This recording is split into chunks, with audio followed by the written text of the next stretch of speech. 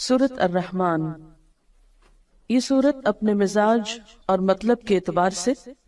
سورتوں کے اس گروپ سے تعلق رکھتی ہے جو مکی زندگی کے اس دور میں نازل ہوئی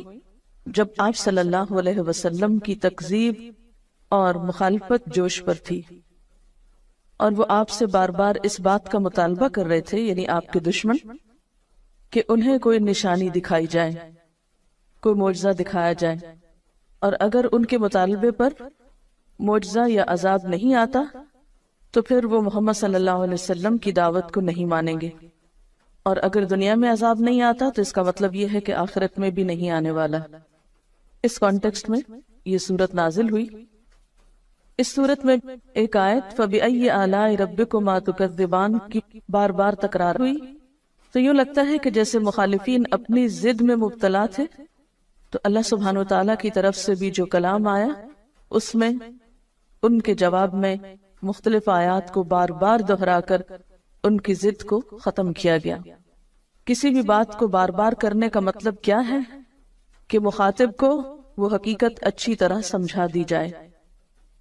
اس چیز کی طرف توجہ دلائی جائے جس کی طرف وہ توجہ نہ دینا چاہتا ہو۔ قرآن پاک کا یہی انداز دراصل ایک مؤثر انداز ہے کہ وہ مخاطب کے مزاج کو سامنے رکھ کر بات کرتا ہے۔ مخاطب اگر ضد میں مبتلا ہے تو اس کی سوچ کی اصلاح کے لیے ایسا انداز اور اسلوب اختیار کیا گیا ہے کہ وہ سوچنے پر مجبور ہو جائے۔ پچھلی صورت میں بار بار وَلَقَدْ يَسَّرْنَا الْقُرْآنَ لِلذِّكْرِ کی بات ہوئی، اور یہاں کلام کے آغاز میں ہی فرمایا بسم اللہ الرحمن الرحیم الرحمن علم القرآن، رحمان اس نے قرآن کی تعلیم دی۔ اس صورت میں اللہ سبحانہ وتعالیٰ کی بہت سی نعمتوں کا ذکر کیا گیا ہے، اور پھر ان نعمتوں کا احساس بھی دلایا گیا سوالیہ انداز میں فَبِأَيِّ آلَاءِ رَبِّكُمَا تُكَذِّبَانِ کہہ کر کہ تم اپنے رب کی کن کن نعمتوں کو جھٹلاؤ گے۔ حقیقت یہ ہے کہ انسان کو جتنی بھی نعمتیں ملی ہیں ان سب میں بہترین نعمت، اعلیٰ ترین نعمت، اور وہ نعمت جس کا سب سے پہلے ذکر کیا گیا وہ ہے قرآن کی نعمت۔ ساری دنیا کی نعمتیں ایک طرف اور قرآن کی نعمت ایک طرف۔ هو خیر مما یجمعون، وہ بہتر ہے ہر اس چیز سے جسے لوگ جمع کر رہے ہیں۔ اور یہ اللہ تعالیٰ کی رحمت کا نتیجہ ہے کہ مخالفین عذاب مانگ رہے ہیں اور اللہ تعالیٰ جواب میں اپنی رحمت کے طور پر ان کی اصلاح کے لیے قرآن بھیج رہا ہے۔ الرحمن، بے حد مہربان، بہت مہربان، علم القرآن، اس نے تعلیم دی ہے قرآن کی، اس نے سکھایا ہے قرآن۔ اہل مکہ کہتے تھے کہ یہ قرآن کسی انسان نے یا کسی جن نے آپ کو القاء کیا ہے، یا آپ نے خود لکھ لیا ہے، یا کوئی اجمی غلام آپ کو اس کی تعلیم دیتا ہے، یا کچھ اور لوگوں کا خیال ہے کہ اہل کتاب کے علماء سے آپ نے شاید کچھ سیکھ لیا۔ فرمایا نہیں، کسی سے بھی کچھ نہیں سیکھا۔ علم القرآن، یہ قرآن رحمان کی تعلیم ہے، رحمان نے سکھایا ہے۔ اللہ تعالیٰ نے اسے نبی صلی اللہ علیہ وسلم کو سکھایا اور بذریعہ جبریل امین سکھایا، جس کا ذکر پیچھے سورۃ النجم میں گزرا، علمہ شدید القوا۔ اور پھر آپ صلی اللہ علیہ وسلم نے صحابہ کرام کو سکھایا، اور اس سے یہ سلسلہ چل نکلا جو آج تک باقی ہے اللہ کے فضل سے۔ تو قرآن کی تعلیم دینا ایک بہت اعلیٰ درجے کا کام ہے جسے رحمان نے اپنی طرف منسوب کیا۔ الرحمن علم القرآن، اللہ تعالیٰ کی صفات میں سے بہترین صفت اس کی صفت رحمت ہے، اور اس میں بھی مبالغے کا صیغہ رحمان ہے، تو یہ اس کی رحمت ہے کہ اس نے اس کی تعلیم دی۔ اسی لیے بندوں میں سے بھی بہترین ان کو قرار دیا گیا جو قرآن سیکھیں یا سکھائیں۔ گویا جو شخص یہ چاہتا ہو کہ اس پر اللہ کی رحمت نچھاور کی جائے، اللہ تعالیٰ کی رحمتوں کو پائے، اس کے لیے پھر اس کے سوا کوئی راستہ نہیں کہ اس قرآن کو سیکھے اور سکھائے، یا اس کو لوگوں تک پہنچانے کے لیے کوشش کرے۔ اور یہ حقیقت ہے کہ جو شخص بھی اپنی زندگی، اپنے وقت، اپنے مال، اپنی صلاحیتوں کا کچھ حصہ بھی اس کی تعلیم کو عام کرنے میں استعمال کرے گا،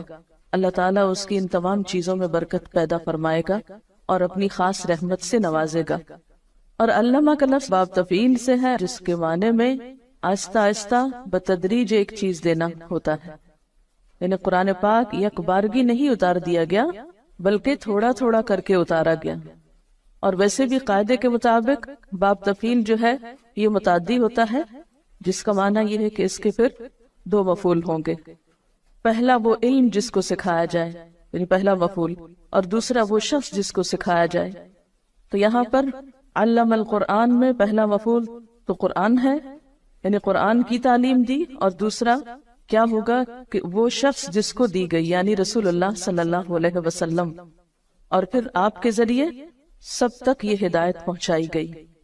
تو الرحمن علم القرآن، رحمان نے تو ایک خاص طریقے پر قرآن کی تعلیم دی، آہستہ آہستہ سکھایا، لیکن ہم کیا چاہتے ہیں کہ ایک دم بس پورا کر دیا جائے، چاہے سمجھ میں آئے یا نہ آئے، دل میں اترے یا نہ اترے، عمل کا حصہ بنے یا نہ بنے۔ خلق الانسان، اس نے پیدا کیا انسان کو، اس نے انسان کی تخلیق کی، یعنی انسان بندر وغیرہ سے ترقی کر کے، یعنی جانور سے ترقی ارتقا کر کے انسان نہیں بنا، بلکہ انسان جانوروں سے بالکل ایک الگ مخلوق ہے، مستقل مخلوق ہے۔ خلق الانسان، اس نے انسان کی تخلیق کی، یعنی انسان بطور انسان ہی پیدا کیا گیا، پہلے وہ جانور کے طور پہ نہیں پیدا کیا گیا۔ اور یہاں انسان کا لفظ بطور جنس استعمال ہوا ہے، یعنی سب انسان مراد ہے۔ یہاں پر اللہ تعالیٰ کی تخلیق کی صفت کا ذکر کیوں کیا جا رہا ہے؟ اس لیے کہ اللہ تعالیٰ نے جو تعلیم دی ہے قرآن کی، یہ اس وجہ سے دی ہے کہ اس نے انسان کو بنایا، وہ انسان کی حقیقت کو پہچانتا تھا، اس کی ضرورت ہدایت کو بخوبی جانتا تھا، اور اس ضرورت کو پورا کرنے کے لیے اس نے قرآن کی تعلیم دی ہے۔ اور آپ دیکھیے کہ جو خالق ہوتا ہے وہ مالک بھی ہوتا ہے، تو جو مالک ہوتا ہے اس کے ذمہ ہوتا ہے کہ مملوک کو کام بتائے کہ اسے کیوں بلایا گیا، کس کام کے لیے بنایا گیا۔ یہ بالکل ایسے ہی ہے جیسے آپ کسی فیکٹری میں ملازمت کریں، تو فیکٹری کے مالک کا ذمہ ہے کہ آپ کو آپ کے کام کی نوعیت بتائے۔ جب بھی کسی کو کسی محکمے میں یا کسی ادارے میں یا کسی دکان پر یا کسی فیکٹری میں مملوک کے طور پر یا کام کے لیے بلایا جاتا ہے،